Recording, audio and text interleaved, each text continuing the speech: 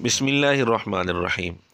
بخاری کا نام لے کر صحابہ رضی اللہ تعالیٰ عنہم پر جھوٹے الزامات لگانا مرزا جہلمی کا وتیرہ اور عادت بن چکی ہے۔ اس کا ایک اور تازہ نمونہ آپ کے سامنے پیش کیا جاتا ہے۔ مرزے نے صحیح بخاری کا نام لے کر سیدنا زبیر رضی اللہ تعالیٰ عنہ اور عبداللہ بن زبیر رضی اللہ تعالیٰ عنہ اور سیدنا معاویہ رضی اللہ تعالیٰ عنہ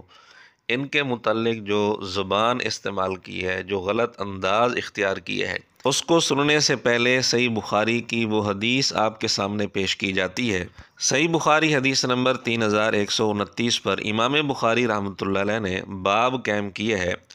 باب برکت الغازی فی مالہ حیا و میتا مع النبی صلی اللہ علیہ وسلم و ولاۃ الامر، یعنی جن لوگوں نے نبی اکرم صلی اللہ علیہ وآلہ وسلم اور دیگر حکام کے ساتھ مل کر جہاد کیا، اس جہاد کی وجہ سے جو ان کو مال حاصل ہوا، اس مال میں اللہ ان کی زندگی میں بھی برکت ڈال دیتے ہیں، ان کی موت کے بعد بھی برکت ڈال دیتے ہیں۔ اس باب میں اس چیز کو بیان کیا گیا ہے۔ اس حدیث کے اندر واقعہ کچھ یوں بیان کیا گیا ہے کہ سیدنا زبیر رضی اللہ تعالیٰ عنہ نے اپنے بیٹے عبداللہ بن زبیر رضی اللہ تعالیٰ عنہ کو شہادت سے پہلے وصیت کی کہ مجھ پر قرض ہے، وہ لازماً اتارنا ہے، اس بارے میں تاکید کی اور یہ فرمایا کہ مجھے لگتا ہے میں مظلوماً قتل ہو جاؤں گا۔ بہرحال حضرت زبیر رضی اللہ تعالیٰ عنہ شہید ہو گئے اور ترکے میں درہم دینار یعنی روپیہ پیسہ چھوڑ کر نہیں گئے، اور ان پر قرض بہت زیادہ تھا، اور اس کی وجہ یہ تھی کہ لوگ ان کے پاس امانتیں رکھتے تھے، لیکن یہ صاف ان کو بتا دیتے کہ یہ امانت نہیں بلکہ قرض ہے، یعنی اگر امانت ہو تو اس کو استعمال نہیں کیا جا سکتا، لیکن اگر رضامندی سے اس کو قرض بنا دیا جائے تو پھر اگلا آدمی اس کو استعمال کر سکتا ہے، تو وہ اس کو قرض کے طور پر لے لیتے تھے، امانت کے طور پر نہیں لیتے تھے۔ قرض کے طور پر لے کر لوگوں میں، ضرورت مندوں میں تقسیم کر دیا کرتے تھے۔ تو بہرحال سیدنا زبیر رضی اللہ تعالیٰ عنہ کے ترکے میں روپیہ پیسہ درہم دینار یہ تو نہیں تھے، البتہ ان کی ملکیت میں مختلف علاقوں میں موجود کچھ زمینیں تھیں،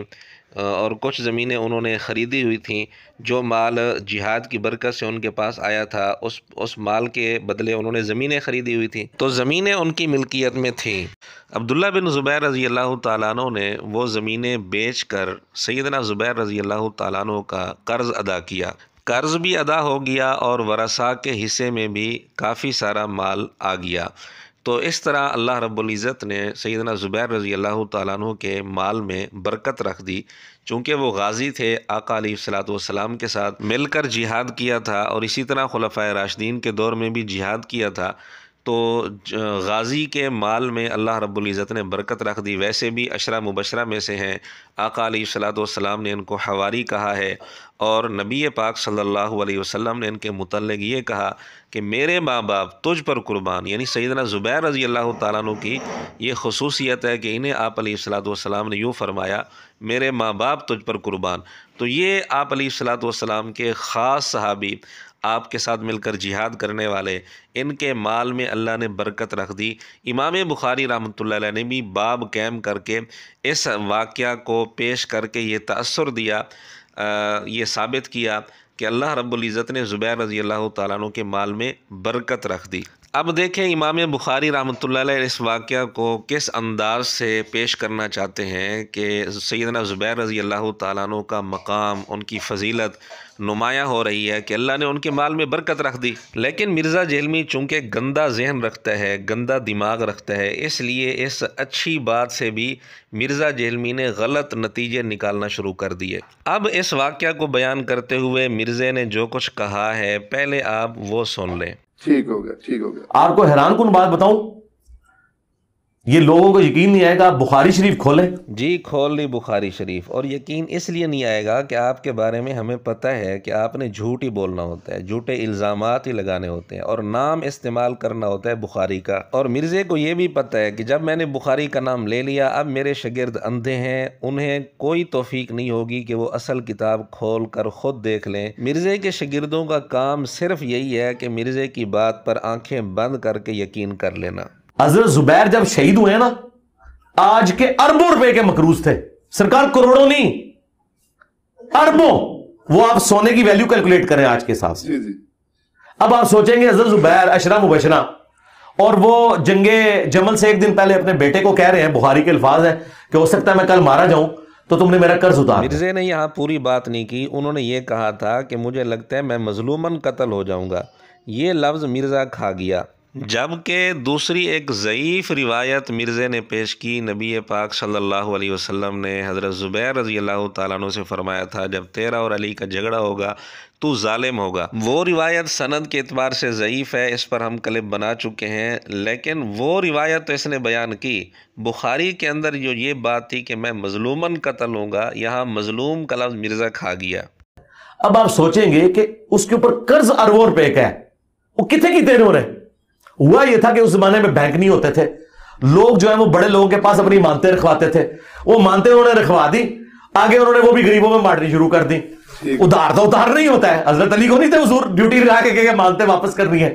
وہ ادھر غریبوں میں لٹا دی، اور جن کی مانتے تھی وہ واپس دینی تھی۔ یہاں مرزا نے پھر ڈنڈی ماری ہے کہ لوگوں نے امانتیں رکھی تھی، امانتیں واپس دینی تھی، حضرت زبیر رضی اللہ تعالیٰ عنہ نے غریبوں میں تقسیم کر دی۔ حالانکہ یہ بات ادھوری ہے، سیدنا زبیر رضی اللہ تعالیٰ عنہ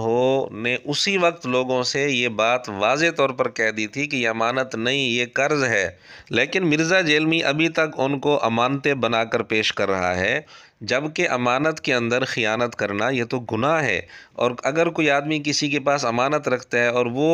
وہی چیز کسی غریب میں ضرورت مندوں میں تقسیم کر دیتا ہے تو یہ بھی امانت میں خیانت ہے۔ تو مرزا جیلمی کی اس گفتگو سے تو یہ تاثر ملتا ہے کہ سیدنا زبیر رضی اللہ تعالیٰ عنہ امانتوں میں خیانت کیا کرتے تھے، نعوذ باللہ، کہ لوگ امانتیں رکھتے تھے وہ آگے غریبوں میں تقسیم کر دیتے تھے، یہ تو امانت میں خیانت ہے۔ جبکہ صحیح بخاری کی اسی حدیث میں یہ بات واضح طور پر موجود ہے کہ حضرت زبیر رضی اللہ تعالیٰ عنہ ان سے کہہ دیتے تھے بھی یہ امانت نہیں بلکہ اس کو قرض تم نے سمجھنا ہے، اور یہ بطور قرض تم میرے پاس رکھ رہے ہو، بطور امانت کے نہیں۔ اب جب قرض بن گیا، اب اگر کسی اور کو دے دی جائے وہ چیز تو یہ کوئی خیانت وغیرہ نہیں کہلاتی، اس میں کوئی حرج نہیں ہے۔ ٹھیک ہے، بعد میں کتنی مشکل سے حضرت عبداللہ بن زبیر نے وہ قرضہ اتارا ہے، اور وہ اس طرح اتارا ہے، وہ بھی خیر کیا اتارا، وہ بیت المال سے ہی پیسہ گیا سارا۔ حضرت معاویہ کو ریکویسٹ کی کہ حضرت زبیر کی یہ زمین ہے، وہ زمین تھی سپوز 1 کروڑ روپے کی، انہوں نے کہا یار یہ آپ 1 ارب کی خرید لیں تو چلیں، تو حضرت معاویہ نے بھی جیب سے کوئی نہیں دیا، بیت المال سے ان کو پیسے دیے، اس طرح مختلف جگہوں سے پیسے کٹ کر کے انہوں نے اپنے باپ کا قرضہ اتارا۔ لا حول ولا قوت الا باللہ۔ امام بخاری رحمۃ اللہ علیہ اس واقعہ پر برکت کا عنوان قائم کر رہے ہیں، اور مرزا جیلمی کہہ رہا ہے کتنی مشکل سے انہوں نے قرضہ اتارا، حالانکہ کوئی مشکل نہیں ہوئی تھی،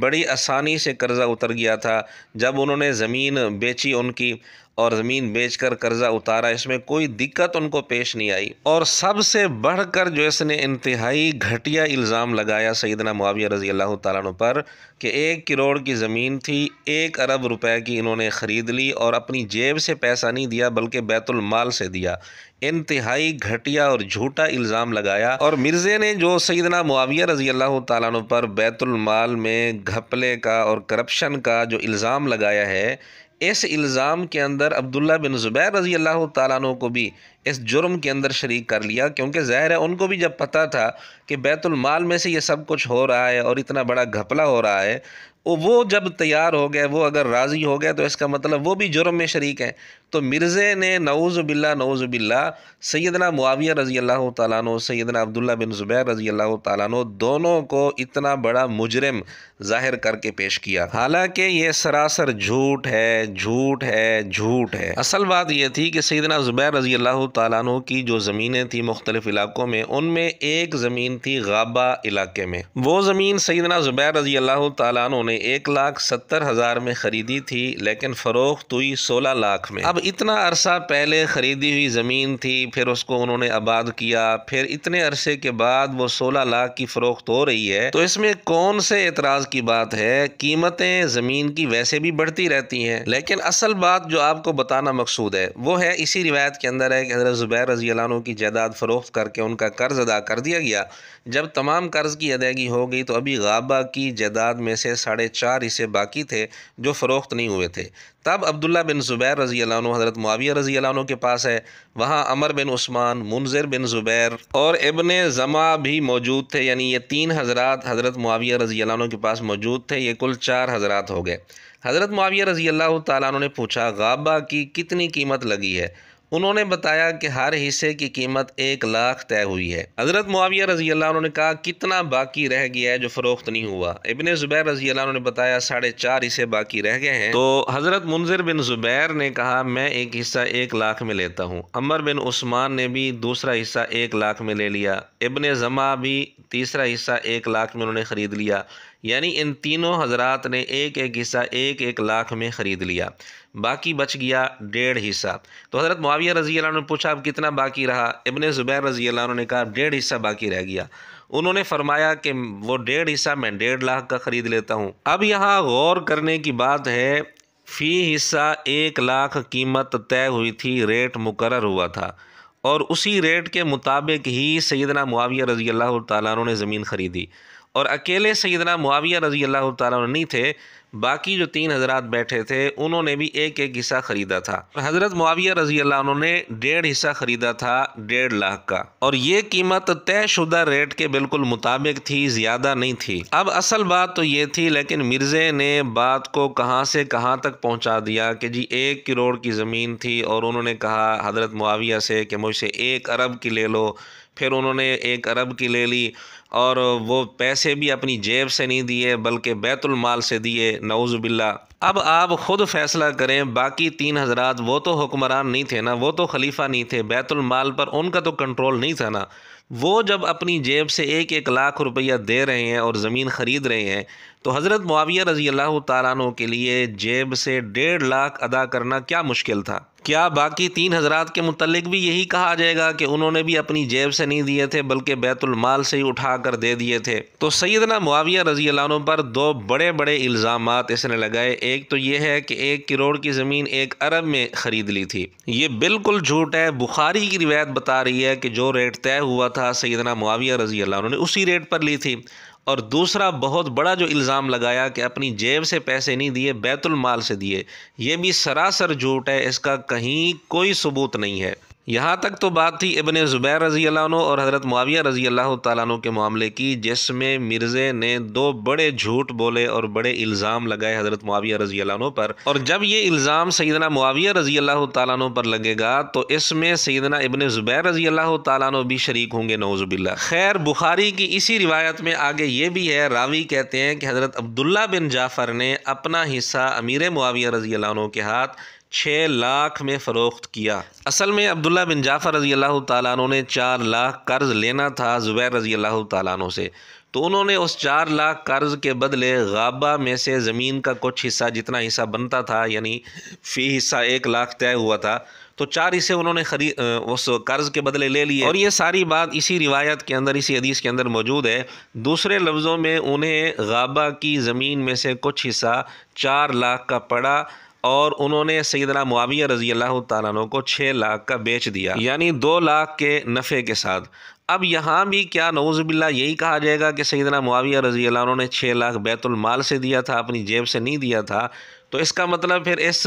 فتوے کی زد میں عبداللہ بن جعفر رضی اللہ تعالیٰ عنہ بھی آئیں گے، اس جرم میں وہ بھی نعوذ باللہ شریک ہوں گے۔ اور عبداللہ بن جعفر کون ہے؟ یہ سیدنا علی رضی اللہ تعالیٰ عنہ کے بھتیجے ہیں۔ اب اگر نعوذ باللہ سیدنا معاویہ رضی اللہ تعالیٰ عنہ نے اس طرح کا جرم کیا تھا اور یہ وہ کرتے تھے، بیت المال میں سے پیسے دیتے تھے، تو عبداللہ بن جعفر رضی اللہ تعالیٰ عنہ بھی اس جرم کے اندر نعوذ باللہ شریک ہوں گے۔ یعنی مرزا جیلمی سیدنا معاویہ رضی اللہ تعالیٰ عنہ کے بغض میں اتنا اندھا ہو چکا ہے، اس کو کوئی پرواہ نہیں ہوتی کہ میرے اس فتوے کی زد میں، میرے اس الزام کی زد میں کون کون آ رہا ہے، اسے اس بات کی کوئی پرواہ نہیں ہوتی۔ پھر ایک اور بات بھی قابل غور ہے، اسی روایت کے اندر ہے حضرت زبیر رضی اللہ تعالیٰ عنہ نے کبھی کوئی حکومت کا عہدہ نہیں لیا تھا۔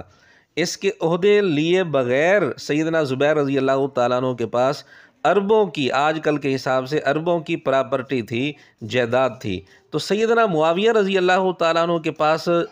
ذاتی جائیداد اتنی بھی نہیں تھی کہ وہ اپنی جائیداد سے، اپنی جیب سے یہ زمین خرید سکتے۔ حالانکہ وہ شام کے اندر تقریباً 20 سال گورنر رہے تھے، انہوں نے بڑی بڑی جنگیں کی تھیں، جہاد کیا تھا۔ تو یہ کہنا کہ انہوں نے جیب سے پیسے نہیں دیے، بیت المال سے دیے تھے، بیت المال میں گھپلا کیا تھا، دوسرے لفظوں میں کتنا بڑا بہتان ہے، الزام ہے۔ اور پھر یہ الزام صرف سیدنا معاویہ رضی اللہ عنہ پر نہیں ہوگا بلکہ عبداللہ بن جعفر رضی اللہ تعالیٰ عنہ پر بھی ہوگا کہ انہوں نے حضرت حضرت معاویہ رضی اللہ تعالیٰ عنہ کے ہاتھ میں 6 لاکھ کی زمین کیوں فروخت کی جب انہیں پتہ تھا کہ وہ جیب سے نہیں دے رہے، بیت المال سے دے رہے ہیں؟ افسوس کی بات ہے امام بخاری رحمۃ اللہ علیہ تو اس پر برکت کا عنوان قائم کر رہے ہیں اور مرزا اس کو گھپلا ثابت کرنے کی کوشش کر رہا ہے۔ پھر اس سے بڑھ کر افسوس کی بات یہ ہے کہ اسی روایت کے اندر موجود ہے جب تمام قرض ادا ہو گئے پھر عبداللہ بن زبیر رضی اللہ عنہ حضرت معاویہ رضی اللہ عنہ کے پاس گئے۔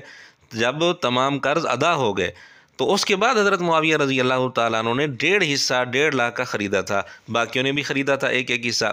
تو یعنی قرض ادا ہو چکنے کے بعد حضرت معاویہ رضی اللہ عنہ نے زمین خریدی، اور مرزا کیا کہہ رہا ہے کہ جی وہ بڑی مشکل سے قرضہ اتارا تھا، وہ بھی یوں اتارا تھا کہ 1 کروڑ کی زمین حضرت معاویہ رضی اللہ تعالیٰ عنہ نے 1 ارب کی خرید لی تھی، اس طرح قرضہ اترا تھا۔ بالکل جھوٹ ہے، حالانکہ حضرت معاویہ رضی اللہ تعالیٰ عنہ نے جب زمین خریدی تھی اس وقت تمام قرض ادا ہو چکے تھے، اسی روایت کے اندر یہ الفاظ موجود ہیں۔